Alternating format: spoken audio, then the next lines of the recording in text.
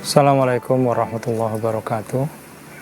Para sahabat sekalian yang saya hormati, alhamdulillah kita bisa bertemu kembali untuk berdiskusi tentang parenting.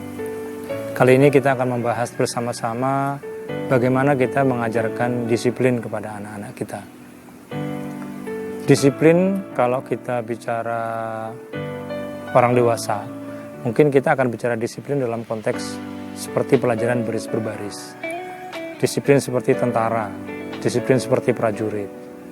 Mengapa kegiatan baris berbaris disebut sebagai pendidikan disiplin yang cocok untuk orang dewasa? Karena terutama untuk orang militer, karena baris berbaris itu adalah mendidik bagaimana setiap orang itu mendengar dan melaksanakan apa yang diperintahkan oleh orang lain atau oleh atasannya.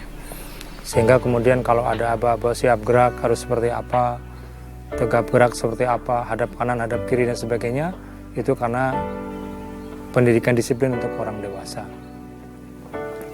Namun ketika kita bicara soal pendidikan disiplin untuk anak-anak, maka kadang-kadang kita bingung. Kita harus mulai seperti apa? Seperti apa sih disiplinnya anak-anak itu? Nah, disiplinnya anak-anak itu hanyalah sederhana saja. Bagaimana agar anak-anak mampu untuk mengatur kehidupannya sehari-hari secara rutin, dan dengan kemampuan mengatur kehidupannya sehari-hari tersebut, si anak akan terbantu dalam kehidupannya, baik ketika dia masih kecil maupun nanti ketika dia sudah dewasa. Namun ada hal lain yang perlu saya sampaikan sebelum kita berbicara soal mengajarkan disiplin kepada anak-anak. Maka harus ada kesepakatan di antara orang tua, di antara kita sebagai orang tua, bagaimana cara yang paling tepat untuk mengajarkan disiplin kepada anak-anak kita. Karena apa? Karena kalau nanti orang tua antara ayah dengan ibu tidak sepaham tentang bagaimana mendidik disiplin kepada anak mereka, nanti mereka malah kemudian berselisih pendapat, bahkan mungkin berantem di depan anak-anak mereka karena mereka berbeda pendapat cara menerapkan disiplin. Masing-masing dari kita dan pasangan kita punya latar belakang pendidikan disiplin yang berbeda-beda. Ada anak tentara yang merasakan pendidikan disiplin di rumahnya yang sangat ketat, berbeda dengan anak seorang guru, berbeda dengan anak seorang petani yang memiliki cara dan pola disiplin yang berbeda.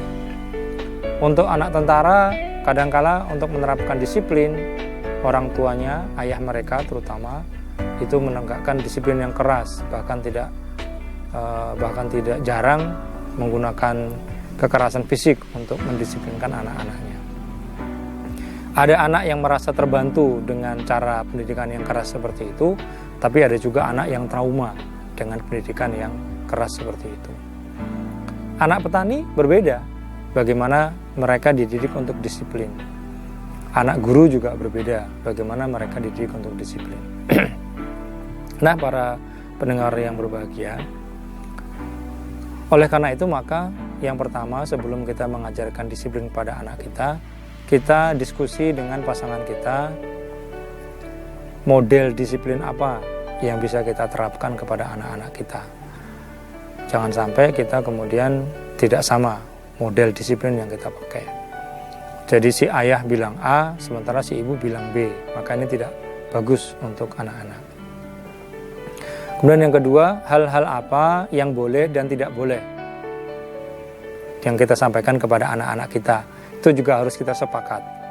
Jangan sampai si ibu membolehkan, tapi si bapak melarang atau sebaliknya. Itu yang kedua. Kemudian yang ketiga, jangan sekali-kali menampakkan perdebatan tentang disiplin ini di depan anak-anak.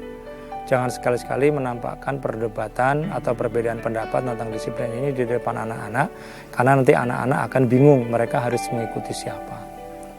Dan yang terakhir, keempat, yang harus dilakukan oleh orang tua adalah orang tua sendiri juga harus disiplin dengan aturan yang sudah dibuat. Jangan sampai orang tua mengatakan tentang kedisiplinan, mengajarkan dengan kata-katanya tentang kedisiplinan, tetapi mengerjakan hal yang berlawanan dari kata-kata yang sudah diucapkan. Jangan lupa bahwa anak-anak adalah peniru yang sangat ulung, sehingga nanti anak-anak akan meniru apa yang sudah dilanggar oleh orang tuanya. Ini harus kita sepakati. Nah, sekarang kita masuk kepada bagaimana kita mendisiplinkan anak kita. Hal yang pertama untuk mendisiplinkan anak kita adalah membiasakan anak kita tentang kebiasaan-kebiasaan yang harus dia lakukan dan disepakati di dalam rumah. Contoh misalkan begini, ketika anak dipanggil oleh orang tuanya, maka disepakati misalkan anak harus menanggapi panggilan dan kemudian segera hadir, segera datang di depan orang tuanya. Jangan sampai kemudian si anak tidak punya patokan, tidak punya konsep bagaimana ketika dia dipanggil oleh orang tuanya. Dipanggil namanya, maka dia segera datang. Itu harus diajarkan kepada anak-anak kita. Itu disiplin yang sederhana. Mengapa ini perlu? Jangan sampai di rumah yang terjadi adalah teriakan-teriakan. Si anak dipanggil dengan berteriak oleh ayahnya atau ibunya, si anak kemudian menjawab dengan teriakan juga dari tempat dia beraktivitas. Misalkan anak sedang keasikan dengan sesuatu hal, maka kemudian ketika dipanggil oleh orang tuanya dia asik dengan hal tersebut dan tidak menanggapi, atau mungkin menanggapi tapi dengan teriakan juga. Ini sesuatu yang tidak baik. Oleh karena itu maka cara disiplin yang pertama adalah bagaimana kita mengajarkan kepada anak kita, mendidik dia agar ketika dia dipanggil dia segera menanggapi. Kemudian yang kedua, ajarkan juga kepada anak-anak kita bagaimana merespon orang tuanya dan merespon keadaan sekitarnya itu dengan respon yang positif. Ini merupakan bagian dari pendidikan kedisiplinan. Jadi jangan sampai anak merespon dengan agresif, marah, ataupun merespon dengan pasif, cuek. Nah, bagaimana kita kemudian bisa mengajak kepada anak kita sehingga ketika dia berbicara dengan kita, ketika dia mengalami sesuatu hal dalam kehidupannya di rumah, itu dia kemudian bisa merespon kehidupannya itu dengan positif. Kemudian yang ketiga, hal yang juga penting untuk dilakukan untuk disiplin, mengajarkan disiplin pada anak-anak adalah bagaimana dia bersosialisasi kepada orang sekitarnya. Ternyata pendidikan tentang sosialisasi ini juga bagian dari pendidikan disiplin. Bagaimana dia merespon temannya, bagaimana dia menanggapi peristiwa di sekitarnya, itu harus diajarkan kepada anak-anak kita sehingga kemudian anak-anak kita tidak reaktif. Misalkan ketika ada orang melanggar di depan dia gitu ya. Misalkan kita sedang naik kendaraan bersama anak kita, berhenti di lampu merah, kemudian ada orang yang melanggar lampu merah. Si anak biasanya kemudian melakukan respon, wah itu melanggar itu ayah gitu. Nah, kita bisa memberikan respon kepada anak kita, mengajarkan pada anak kita cara pendidikan disiplin. Kita bisa bilang, iya itu melanggar, itu sesuatu yang kurang baik gitu ya. Tapi mari kita lihat apakah kira-kira dia ada keperluan yang lain. Sambil kita mengajar untuk berempati kepada anak kita. Tetapi kita mengajarkan kepada anak kita untuk tetap disiplin sesuai dengan aturan yang kita tetapkan. Nah, kemudian hal yang lain juga adalah mengajarkan kepada anak kita kapan waktunya untuk makan, kapan waktunya untuk tidur. Pelajaran ini penting karena mengajarkan untuk makan, waktu-waktu makan, itu terkadang untuk anak kecil agak susah. Biasanya orang tua ngikutin waktu makannya anak. Jadi kalau anak masih tidur, dibiarin aja, udah bangun baru dikasih makan. Nah, yang tepat adalah kita mengajarkan kepada anak-anak kapan dia waktunya makan dan kapan dia waktunya tidur. Sehingga kemudian dia tidak seenaknya sendiri untuk tidur sesuka hati dan makan sesuka hati. Karena apa? Karena itu akan mengganggu pola kerja kedua orang tuanya atau orang-orang di sekitar dia. Bayi yang kita terpaksa harus ngasih makan dia di luar jam makan itu sangat merepotkan. Dan sebaliknya juga bayi yang tidur di luar jam tidur itu juga merepotkan. Ada orang tua yang akhirnya harus begadang menemani anaknya bermain. Nah, ini kan akan sangat merepotkan, padahal besok orang tuanya harus bekerja. Maka ajarkan kepada anak-anak kita agar dia bisa segera tidur ketika saat waktunya tidur. Walaupun orang dewasa masih belum tidur. Jadi misalkan ketika kita ingin mengatur anak kita tidur jam 7 malam atau setengah 8 malam, maka ajak dia ke kamar, matikan lampu, dan dia kemudian kita ajak untuk bercerita apa segala macam untuk agar dia tenang dan kemudian bisa tidur. Tapi tentunya juga di siang harinya juga diatur sedemikian rupa sehingga anak cukup bermain dan cukup untuk tidur. Kalau kita kemudian mengikuti jam tidurnya anak, maka nanti kita sebagai orang tua akan kacau jam kerjanya. Jam minum susu, jam mimi, itu semua kita atur sehingga kemudian anak tahu bahwa ini saatnya dia makan, ini saatnya dia minum mimi ibunya ASI, ini saatnya dia untuk tidur. Maka itu akan lebih mudah bagi kita. Nah, hal yang berikutnya adalah bagaimana mengajarkan disiplin kepada anak.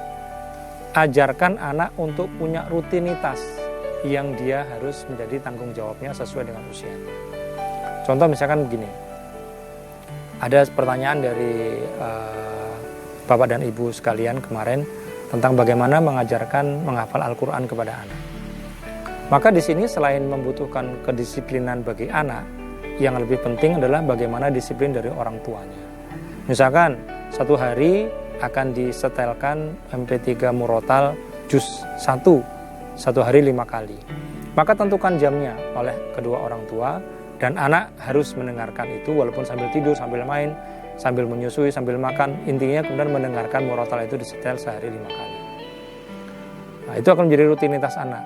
Jadi selain menghafal Al-Quran, mendengarkan hafalan Al-Quran, juga memberi anak binatang peliharaan, itu juga membantu anak untuk belajar disiplin. Bagaimana memberi makan mereka, jam-jamnya, bagaimana tentang kebersihan kotorannya, bagaimana memandikan binatang, itu akan membantu anak untuk melakukan kegiatan yang disiplin. Termasuk juga bagaimana membiasakan mereka beribadah. Jadi waktu-waktu di mana mereka harus beribadah, mereka tidak ada kompromi kalau mereka itu tidak melakukan ibadah. Nah, para pendengar sekalian rahimakumullah, selain itu yang terakhir adalah bagaimana kita bisa menjelaskan juga kepada anak kita ketika kita mengatakan sesuatu yang tidak mereka sukai. Kita harus bisa memberi penjelasan. Jadi misalkan kita mengatakan tidak terhadap sesuatu hal, maka kita harus bisa memberi penjelasan kepada anak kita mengapa kita mengatakan tidak terhadap sesuatu hal.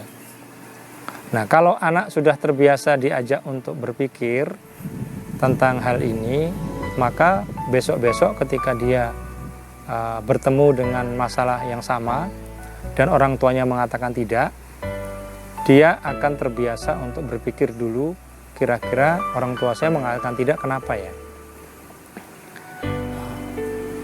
Kira-kira orang tua saya saya tidak boleh melakukan hal ini, saya tidak boleh melakukan hal itu kenapa ya? Dia nanti akan berpikir. Ini akan berbeda kalau misalkan tidak ada konsep di rumah tentang kata-kata tidak. Ketika ada orang yang sering sekali mengatakan tidak dan jangan di rumahnya, ini juga sebetulnya juga tidak baik. Yang tepat adalah ketika kita mengatakan tidak atau jangan, maka itu ada penjelasan tentang hal itu mengapa tidak boleh dilakukan. Nah, dengan disiplin maka insya Allah anak kita akan lebih terpola hidupnya dengan baik dan akan lebih mudah mengatur dirinya ketika nanti dia dewasa. Insya Allah seperti itu. Assalamualaikum warahmatullahi wabarakatuh.